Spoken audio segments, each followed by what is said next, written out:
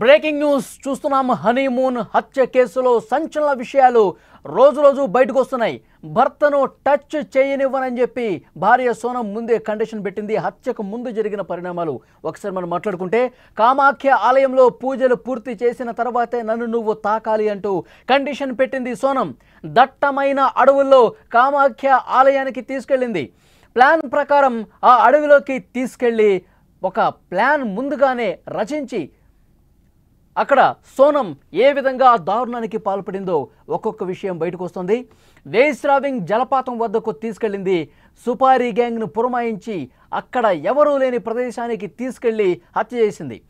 రఘువంశీని హంతకులకు అప్పగించింది ఆ జలపాతం దగ్గరే అని తెలుస్తోంది. హత్య చేస్తుంటే కళ్ళప్పగించి హత్య మొత్తం కూడా సోనం చూసినట్లుగా వార్తలు ఇప్పుడు బయటకు వస్తున్నాయి. హనీమూన్ హత్య కేసులో సంచలన విషయాలకు సంబంధించిన వార్త మనం చూస్తున్నాం.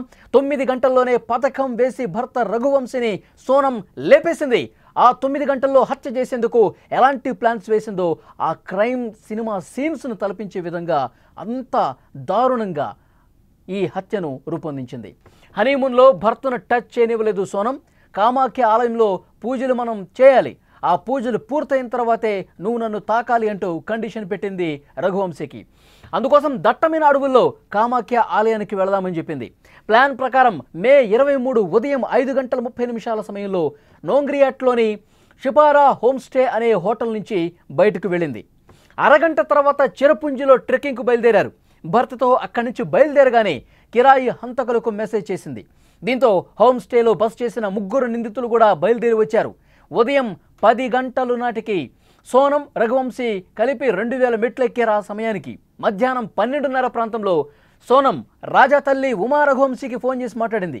కాలినడకన ప్రయాణించడం వల్ల అలసిపోయామని చెప్పింది. రఘువంశీ కూడా తల్లితో మాట్లాడాడు. అప్పటికే వారిని చేరుకున్న 3 నిందితులు రఘువంశీతో మాటలు కలిపి స్నేహం చేశారు. అలా 5 కలిసి ముందుకు కదిలినటువంటి పరిస్థితి ఉంది. మనం విజువల్స్లో చాలా స్పష్టంగా చూడొచ్చు. హత్యకు ముందు ఉన్నటువంటి దృశ్యాలు చాలా స్పష్టంగా మనం చూస్తున్నాం. కామాఖ్య ఆలయానికి తీసుకెళ్ళింది. ఆ దట్టమైన అడవుల్లో హత్య చేయాలని ముందుగానే ప్లాన్ రూపొందించింది సోనం.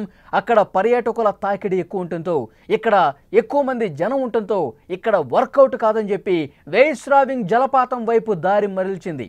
మధ్యాహ్నం 1 గంట నుంచి 1:30 మధ్య వేయిస్రావింగ్ జలపాతాల వద్ద పార్కింగ్ స్థలానికి తీసుకెళ్ళింది. సోనాల్ నుండి సిగ్నల్ అందగానే నిందితుల్లో ఒకడైన విశాల్ రాజా రఘువంశీ తల మీద కత్తితో బలంగా దాడి చేశాడు. అనంతరం హత్య చేశాడు. ఈ హత్య జరిగిన సమయంలో సోనం అక్కడే ఉంది. భర్త హత్యను కళ్ళారా చూసింది. తన భర్త హత్యకు గురైన వెంటనే మధ్యాహ్నం 2:15కి 7 జన్మం సాత్ హై అంటూ 7 జన్మలకు కలిసే అన్నట్టుగా ఒక పోస్టు పెట్టింది. మధ్యాహ్నం 2:30 సమయంలో నిందితుడు రాజా మృతదేహాన్ని రియాట్ అర్లియంగల్లోని ఉన్న ఒక పెద్ద లోయలో విసిరేశారు. ఉదయం 5 గంటలకి చంపాలని ప్లాన్ వేసుకుని మొత్తం 9 గంటల్లోనే కథ మొత్తం ముగించేసింది సోనం. ఈ హత్య జరిగిన తర్వాత ఇండోర్ వచ్చింది. ఓ ప్రైవేటు గదిలో ప్రియుడు రాజ్ కుష్వాహాతో కలిసి ఆ తర్వాత ఉత్తరప్రదేశ్కు వెళ్ళిపోయింది సోనం. అప్పుడు యూపీలోని గాజీపూర్లో ప్రత్యక్షమైంది. ఒక ప్లాన్ ముందే వేసుకున్నారు. ఎవరో కిడ్నాప్ ముఠా నన్ను కిడ్నాప్ చేసేసి ఇక్కడ గాజీపూర్లో వదిలేశారని చెప్పి ముందుగానే ప్లాన్ రూపొందించుకొని అక్కడ ప్రత్యక్షమై ఫోన్ చేసింది. ఆ తర్వాత వెంటనే పోలీసులు కూడా అక్కడికి చేరుకున్నారు. క్వశ్చన్ చేశారు.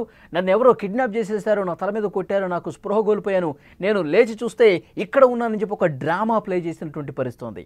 ఇప్పుడు రఘువంశీ సోనంలకు ఈ ఏదైతే ఒక హత్య ప్లాన్ చేసినటువంటి పరిస్థితి ఉందో, రఘువంశీని అత్యంత దారుణంగా సోనం చంపించిన ఘటనకు సంబంధించి ప్రతిరోజు కూడా ఇన్వెస్టిగేట్ చేస్తూ పోతుంటే ఒక్కొక్క విషయం బయటకు వస్తుంది. ఎంత తెలివిగా ఎంత ప్లాన్ చేసి మరి రఘువంశీని వదిలించుకోవాలని కుట్ర అంటే పెళ్ళైన తర్వాత 4 రోజులకే ఒక ప్లాన్ రూపొందించి చంపాలన్న పథకం వేశారంటే ఎంత దారుణంగా సోనం ప్రవర్తించిందనేది ఒకసారి ఇక్కడ అర్థం చేసుకోవాల్సినటువంటి విషయం.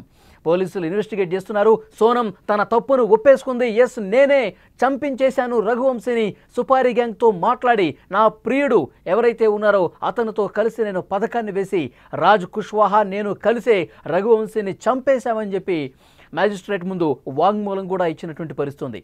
పెళ్ళి మే 11వ తారీఖు జరిగింది. 11వ తారీఖు వివాహం జరిగిన తర్వాత 4 రోజులకే పుట్టింటికి వచ్చింది. వచ్చి రహస్య ప్రదేశంలో ప్రియుడిని కలిసింది. నాకు ఈ పెళ్లి ఇష్టం లేదు, నీకు తెలుసు, నాకు నా భర్త రఘువంశీ అంటే ఇష్టం లేదు, అతను లేకుండా చేయాలి, అతన్ని చంపించేద్దాం, అతన్ని దూరం చేసేద్దాం, ఈ భూమి మీద లేకుండా చేసేద్దాం, తర్వాత మనం సంతోషంగా హ్యాపీగా గడపచ్చు, ఎటైనా వెళ్ళిపోయి ఉందాం, ముందు అతన్ని చంపు అని చెప్పి ప్రియుడు రాజు కుష్వాహాతో రహస్యంగా భేటీ అయి మాట్లాడింది. ఆ తర్వాత ఇద్దరు ప్లాన్ చేసుకున్నారు.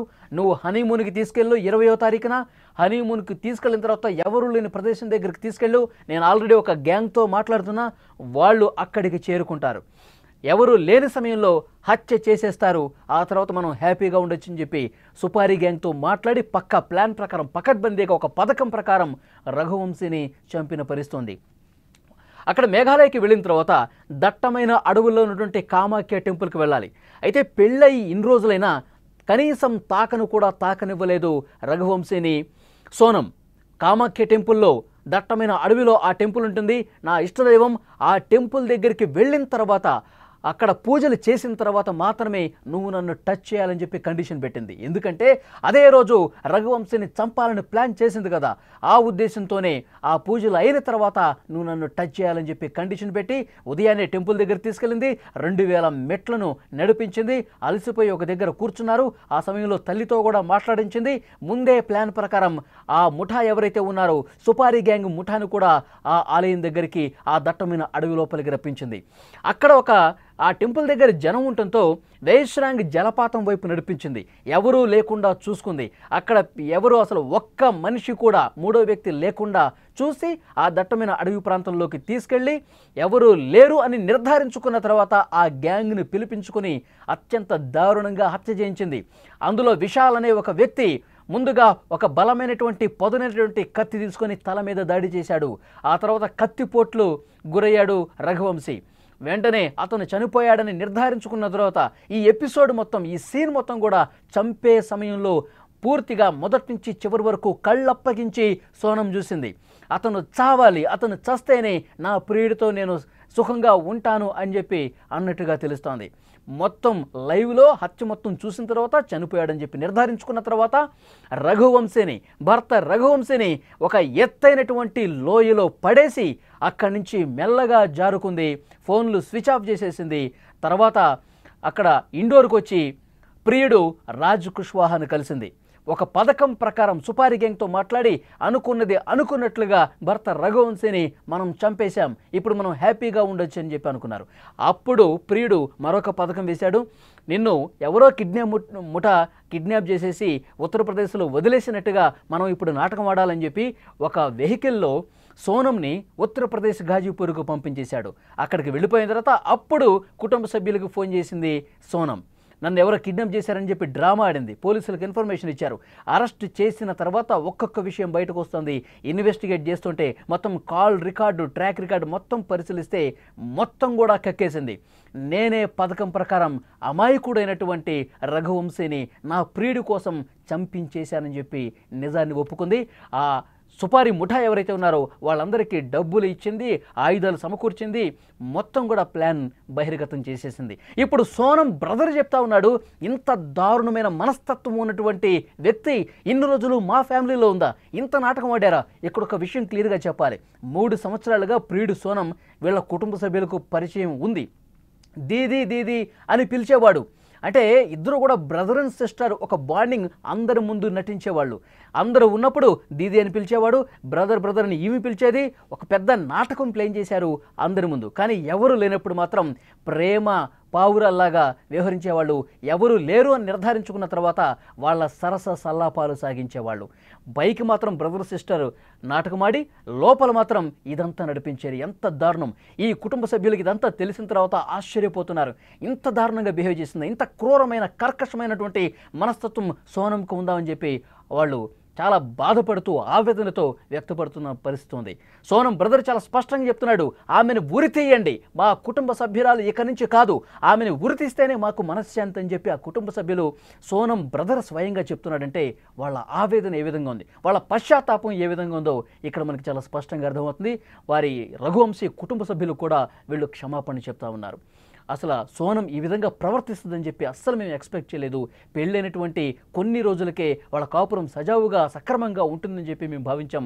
ఇంత క్రిమినల్ బ్రెయిన్తో సోనం ఉందని మేము అనుకోలేదు. దయచేసి మీరు క్షమించండి, మీకు ఎంత క్షమాపణ చెప్పినా అది తక్కువే అవుతుందని చెప్పి వాళ్ళు కాళ్ళు పట్టుకుంటున్న పరిస్థితి ఉందంటే సోనం ఎంత దారుణంగా బరి తెగించి ఈ విధంగా చేసిందన్నది కూడా ప్రపంచం మొత్తం ఇవాళ మాట్లాడుకుంటున్న పరిస్థితి. హనీమూన్ జంట ఎప్పుడైతే మిస్ అయిందన్న ఒక వార్త వచ్చిందో, అరే ఏమైంది, ఏం జరిగింది, ఏమైనా ప్రమాదంలో చిక్కుకున్నారా, ఆ లోయలో జలపాతంలో కొట్టుకుపోయారని అందరూ భావించారు. ఒక పాజిటివ్ కోణంలో ఆలోచించారు. కానీ సోనమే ఇదంతా చేసింది. తన భర్తను పెళ్ళైన రోజుల వ్యవధిలో మట్టుబెట్టి ఒక పథకం ప్రకారం ప్రియుడు మోజులో పడి ఈ విధంగా చేసిందన్న వార్త తెలిసిన తర్వాత సోనం ఇక ఈ భూమి మీద ఉండటానికి వీల్లేదు, ఉరి తీయండి అని ఒక డిమాండ్ వస్తుందంటే ఎంత దారుణంగా అలాంటి మనస్తత్వంతో ఉందన్నది కూడా అర్థమవుతున్నటువంటి పరిస్థితి ఉంది.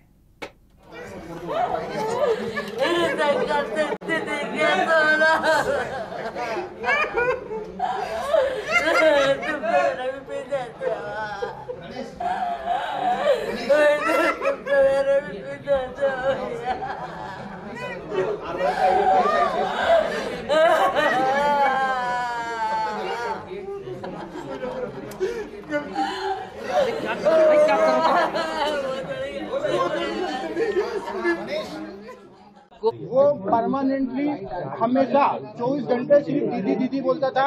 ये कि उसके राज की जो घर वाले हैं, उसकी बहन माँ वगैरह, वो भी यही बयान दे रहे हैं शायद। तो दीदी भी बोलता था और दूसरा राखी बांधते थे ये 3 साल से, और मेरे खुद घर में हम दोनों साथ में बैठ के राखी बंधवाई है। तो क्यों मारा राजा को? कौन मुझे उसका आइडिया नहीं। वो सिर्फ रो रही थी, फूट फूट के रो रही थी कि भैया मैं यहाँ पे हूँ और ढाबे पे हूँ। मैंने वो ढाबे वाले से बात करी, उससे बात नहीं करी। मैंने ढाबे वाले से बात करी कि भैया इस केस को तुम सिर्फ सोनम रघुवंशी गूगल पे लिखोगे, पूरा केस खुल जाएगा, आप सिर्फ इसको नजदीकी थाने में भिजवा दो। उसने बोला मैं अकेला हूँ, तो मैंने सब चीजें अरेंज करके 2-4 थाने में फोन लगाया और मैंने पुलिस को वहाँ भेज के उनको अरेस्ट करवाया। उससे 2-4 बार मेरी बात हुई थी, मगर उसमें कोई नहीं, मैं ये नहीं पूछ पाया कि कैसे क्या करना, कैसे क्या किडनैप हुआ, क्या हुआ, क्योंकि वो फूट फूट के रो रही थी और घबराई हुई थी। वो गोविंद भैया से मैंने पूछा कि तुम सोनम से मिले थे कि नहीं मिले थे, पहले तो मेरे को ये बताओ। तो उन्होंने बोला कि मम्मी मैं सोनम से मिला था 3 मिनट के लिए। तो मैंने बोला कि उसको मारा क्यों नहीं तुमने? तो बोले मारने का मौका ही नहीं दिया, पुलिस और मीडिया इतनी सारी थी वहाँ पर। क्या बात हुई आपकी? यही बोला कि सोनम को फांसी दिलवाई जाए, गोविंद भैया ने बोल के गए। आप गोविंद को माफ कर रहे हैं? आपको लगता है वो राजा के लिए दुखी थे, वो राजा के लिए दुखी थे, सोनम के लिए दुखी नहीं।